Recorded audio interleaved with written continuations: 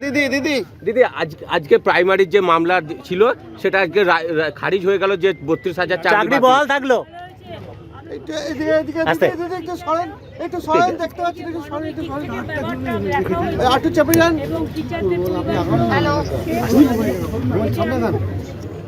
অভিজিৎ গাঙ্গুলি সেই সময় এই রায়টি দিয়েছিল। আমার কোনো কথা কারোর সঙ্গে বলার নেই। টিচাররা জাস্টিস পেয়েছে, কথায় কথায় কোর্টে গিয়ে চাকরি খেয়ে নেওয়া এটা তো ঠিক নয়। আমাদের চাকরি দেওয়া দরকার, খেয়ে নেওয়া দরকার। বলছে ধরো ছেড়ে দাও, বলছে বলো বলো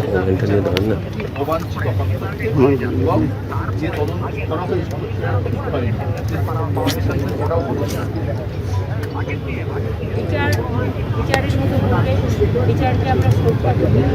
সুতরাং আমি সবচেয়ে খুশি আমার চাকরিরত ভাই বোনেরা তাদের চাকরিটা পেয়ে।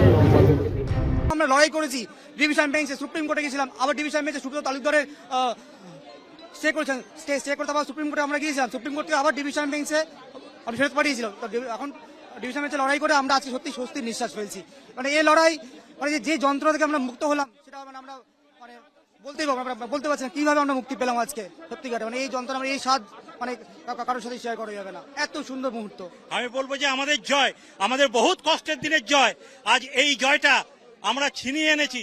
আমাদের প্রচুর কষ্ট আমাদের যেভাবে ফেলে গেছিল সেখান থেকে আজকে আমরা বেরিয়ে আসতে পেরেছি, এটাই আমাদের কাছে বিশাল ব্যাপার, বিশাল ব্যাপার। আমাদের পরিবার, ছোট ছোট বাচ্চা, সেগুলোকে নিয়ে আজকে আমরা দাঁড়িয়ে থাকতে পেরেছি, এটাই বিশাল ব্যাপার। এবং সকলের কাছে আমরা বলেছি যেন সবসময় ন্যায় বিচার আমরা পাই, এবং আমার হাজবেন্ড নিজে যেন ন্যায় বিচার পায়, কারণ উনি অসৎ পথে চাকরি পাননি। উনি খুব কষ্ট করে ছোট থেকে খেটে নিজের যোগ্যতায় চাকরি পেয়েছে। আজকে সব থেকে মনে হচ্ছে যে আমি সব থেকে সুখটা আজকে পেয়েছি এবং শান্তির নিঃশ্বাস আমি আজকে ফেলতে পেরেছি। এই 2.5 বছর ধরে মনের মধ্যে একটা অশান্তি, সব জায়গায় গিয়ে যেরকম একটা 2.5 বছরের যন্ত্রণা বুকের মধ্যে চাপা ছিল, প্লাস অনেকজন অনেক অন্যান্য আরো অনেক কি বলবো রিলেটিভদের কাছ থেকে শুনেছি যারা অন্যান্য পার্টিদেরকে সমর্থন করেন বা সমর্থন করেন না। অনেকজন বলেছে দুর্নীতিগ্রস্ত ভাবে চাকরি পেয়েছে, ওদের চাকরি যাওয়াটা উচিত। আবার অনেকজন বলেছে যে না, ওনাদের চাকরি যাওয়াটা উচিত হয়নি। অনেক যে যত রকম খারাপ কথা বলেছে বা ভালো কথা বলেছে, আজকে এই উত্তরটা তাদের জন্য। আজকের রায়টাকে গোটায় ওরা ষড়যন্ত্র করে ধামাচাপা দিয়ে রেখেছিল। আজকে আমাদের রায় হচ্ছে সত্যের রায়, মানবিকতার রায়, স্মৃতিশক্তির রায়, এক মেহনতির রায়।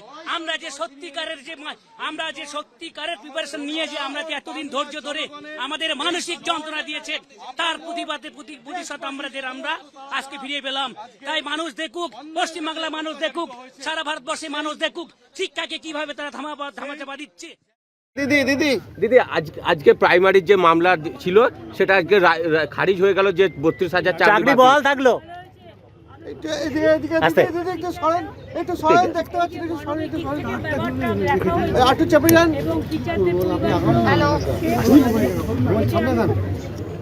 অভিজিৎ গাঙ্গুলি সেই সময় এই রায়টি দিয়েছিল। আমার কোনো কথা কারোর সঙ্গে বলার নেই। টিচাররা জাস্টিস পেয়েছে, কথায় কথায় কোর্টে গিয়ে চাকরি খেয়ে নেওয়া এটা তো ঠিক নয়। আমাদের চাকরি দেওয়া দরকার, খেয়ে নেওয়া দরকার। বলছে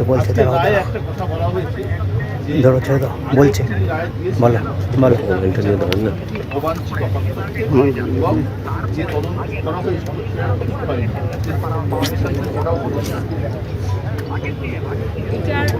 টিচারের মতো বলবে, টিচারকে আমরা শ্রদ্ধা করি।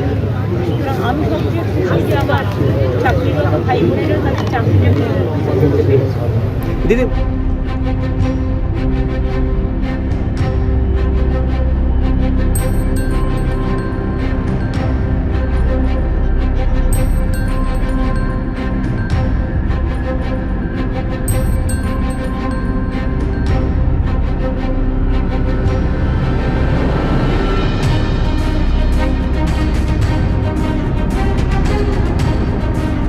আমরা কোর্টের বাইরেও জিতেছি, কোর্টের ভিতরেও জিতলাম। আজকে স্বস্তির নিঃশ্বাস ফেললাম। আজকে দিন রাত এক করে 3 বছর ধরে লড়াই করেছি আমরা। 12ই মে 2023-এর পরে যেভাবে আমরা লড়াই করেছি, পুরো রাজনীতির শিকার হয়ে গিয়েছিলাম আমরা। মানে যিনি বাতিল করে গিয়েছিলেন যেই জাস্টিস, উনি তো চলে গেছিলেন বিজেপিতে, কিন্তু তারপরে যেভাবে আমরা লড়াই করেছি ডিভিশন বেঞ্চে, সুপ্রিম কোর্টে গেছিলাম, আবার ডিভিশন বেঞ্চে সুব্রত তালুকদারের স্টে করেছেন, স্টে করতে আবার সুপ্রিম কোর্টে আমরা গিয়েছিলাম, সুপ্রিম কোর্ট থেকে আবার ডিভিশন বেঞ্চে আমি ফেরত পাঠিয়েছিল।